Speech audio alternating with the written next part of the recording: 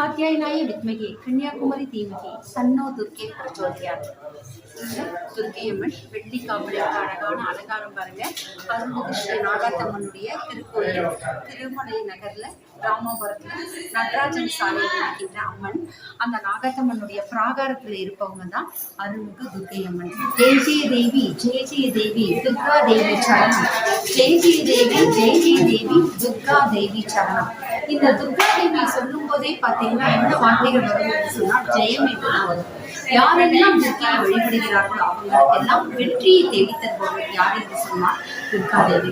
கண்ணபிரான் அவதரிப்பதற்கு முன்பாக இந்த துர்க்கையம்மன் அவதரித்து இங்கே அந்த கண்ணனுடைய அந்த அருட்கடாட்சத்தையும் இந்த புவியுலகிலே கிருஷ்ண பரமாத்மாவுடைய லீலைகளை பற்றி சொல்லி மறைந்து விடுகின்றார்கள்.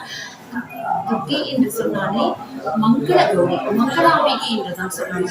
செவ்வாய்க்கிழமை, வெள்ளிக்கிழமை, ஞாயிற்றுக்கிழமை எல்லாம் ராகு காலத்தில் எல்லாம் துர்க்கையை வழிபடுவது சிறப்பு.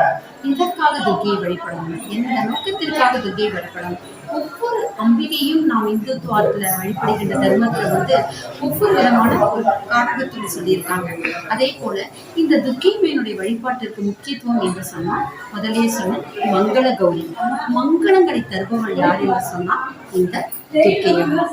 செவ்வாய்க்கிழமை இந்த அம்மனை நம்ம வழிபடுகின்ற காலகட்டத்திலே மங்களங்கள் பெருகும் என்று சொல்லப்படுகிறது. செவ்வாய் தோஷத்தினால கல்யாணம் தடைப்பட்டு கொண்டே இருக்கின்றவர்கள் எல்லாருக்குமே இந்த மங்கள கௌரியாக இருக்கின்ற துர்க்கையம்மன் அருள் புரிவார் என்று சொல்லப்படுகின்றது. அதே போல பார்த்தீங்கன்னா சில பேருக்கு ரொம்ப நாள் ஆகும், 12 வயசு 15 வயசு ஆனா கூட இப்பனா சீக்கிரம் நம்மளுடைய உணவு பழக்கத்தால 9 வயசுக்கு தான் குழந்தை வயதுக்கு வந்துடுது.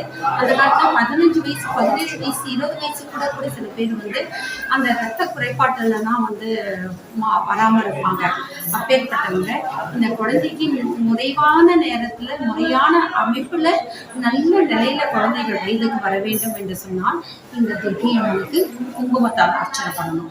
அதே போல பாத்தீங்கன்னா மாதவிடாய் இருக்கின்ற நேரத்துல கர்ப்பப்பை கோளாறுலாம் வருது பாத்தீங்களா, அந்த மாதிரி கர்ப்பப்பை கோளாறுகள் மாதவிடாய் விட்டு அந்த பெண்கள் உபாதைக்கு இருக்கின்ற காலகட்டத்துல அதே போல இதே மாதிரி துர்க்கையம்மன் கிட்ட குங்கும அர்ச்சனை செய்யணும். இன்னைக்கு இருந்தா நம்ம ஒரு 3 வயசு இருக்கும் அந்த அம்மா இல்லை என்னுடைய தோழியோட சுஜாதான்னு சொல்லிட்டு அவங்களுடைய அம்மா சாவித்ரி மாமின்னு அவங்க தான் எனக்கு சொல்லுவாங்க. கர்ப்பப்பை கோளாறு இருக்கா, கர்ப்ப சம்பந்தப்பட்ட பிரச்சனை இருக்கா, அவங்கெல்லாம் இந்த துர்க்கையம்மனை குங்குமத்தால் அர்ச்சனை வேணும். எத்தனையோ பேருக்கு கர்ப்பப்பையில கேன்சர்லாம் இருந்தது. எங்களுடைய உறவுக்காரங்க 15 வருஷத்துக்கு முன்னாடி அவங்களுக்கு கர்ப்பப்பையில கேன்சர் அதெல்லாம் வந்தது. இன்றைக்கு 3 முறை அவங்க உயிருக்கு ஆபத்து ஏற்பட்டும் அந்த ரேடியேஷன் மீண்டு இன்னைக்கும் உயிரோட்டமா திரகாட்டமா இருக்காங்க. அதற்கு என்ன காரணம் சொன்னால் அந்த துர்க்கையம்மனுடைய அந்த குங்குமம் அர்ச்சனை. அம்மனை வேண்டி அந்த சக்கரப்பொங்கல் இனிப்பாக எல்லாரோட வாழ்க்கையும் இனிப்பாகும். அந்த துர்க்கையம்மனை வேண்டிட்டு குங்குமத்தை அர்ச்சனையை நானும் என் கணவரும் போயிட்டு அங்க ஆழ்வாத்து நகரத்துல ஐயனார் கோயில்ல போய் துர்க்கைக்கு நாங்கள் அர்ச்சனை பண்ணிட்டு வந்தோம். குங்குமத்தை அர்ச்சனை பண்ணி போயிட்டு வந்தோம். இன்னைக்கும் பாத்தீங்கன்னா அந்த அம்மா திடகாத்திரமா நோயினற்ற உயிரோட நல்லபடியா நடமாடிட்டு இருக்காங்க.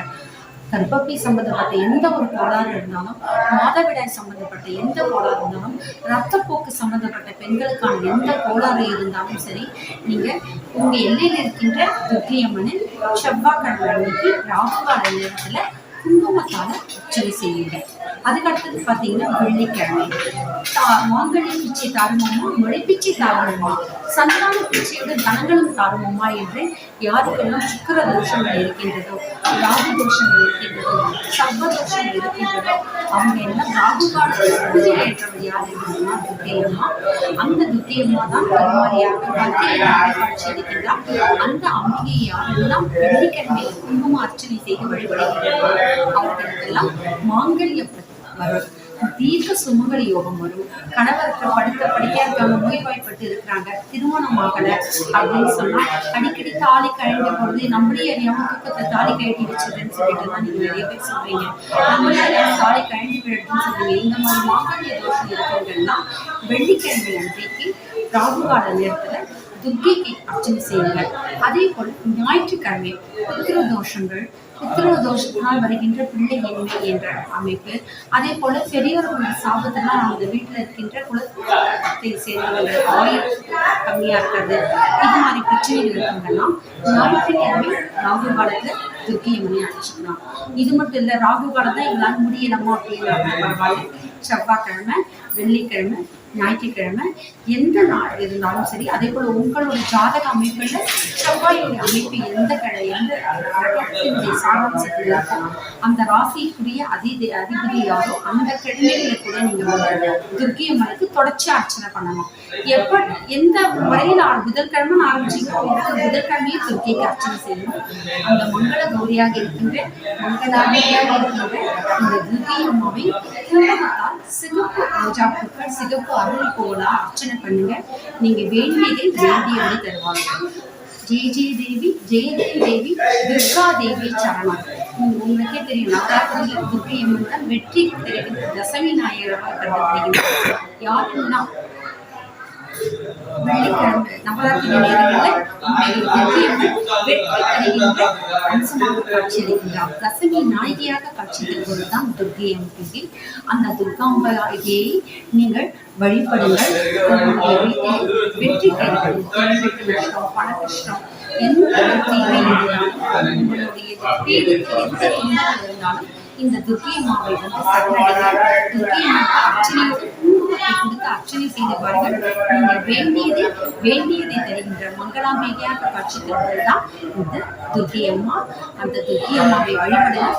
இதுல ஒரு நிறைய பேர் சந்தேகம் கேட்பாங்க, எலுமிச்சம்பழம் விளக்குல ஏற்கிறாங்க.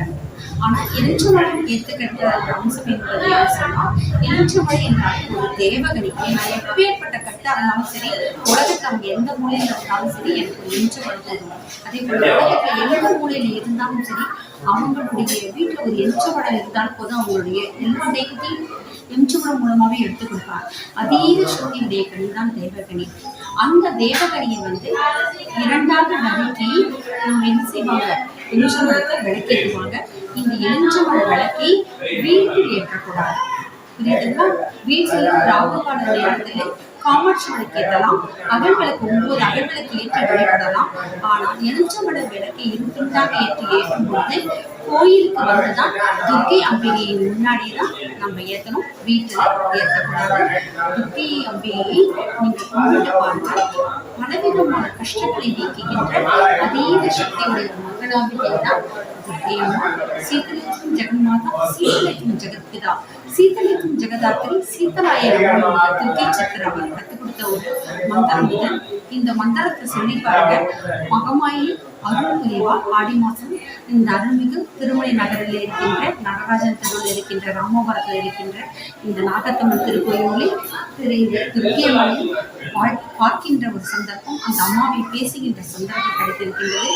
மங்களாம்பிகை அர்ச்சரிக்கின்ற மங்களாம்பிகை சர்வமங்கள மாங்கல்யே சிவே சர்வார்த்த சாதிகே சரண்யே திரியம்பிகே தேவி கௌரி நாராயணி நமஸ்துதே என்ற அம்பிகை என்றுமே நமக்கு மங்களம் அருளட்டும்.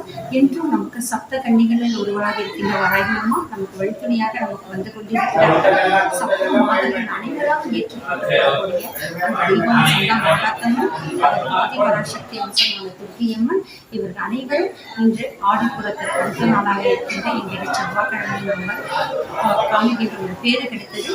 எல்லா நலனும், எல்லா வளமும், எல்லா மகிழ்ச்சியும் பெற்று இந்த காணொலி மூலம் உங்களுடைய கஷ்டங்கள் அனைத்தும் எல்லோரும் உங்களுடைய குறைகள் எல்லாம் தீர வேண்டும் என்று எல்லாம் அந்த ஆதிபராசக்தி வராகியை துர்க்கையம்மன் நாகாத்தம்மன் வேண்டி விடைபெறுகின்றேன். அடுத்த ஒரு பக்தி பயணத்தில் சந்திப்போம். ஓம் சக்தி பராசக்தி ஜெய்.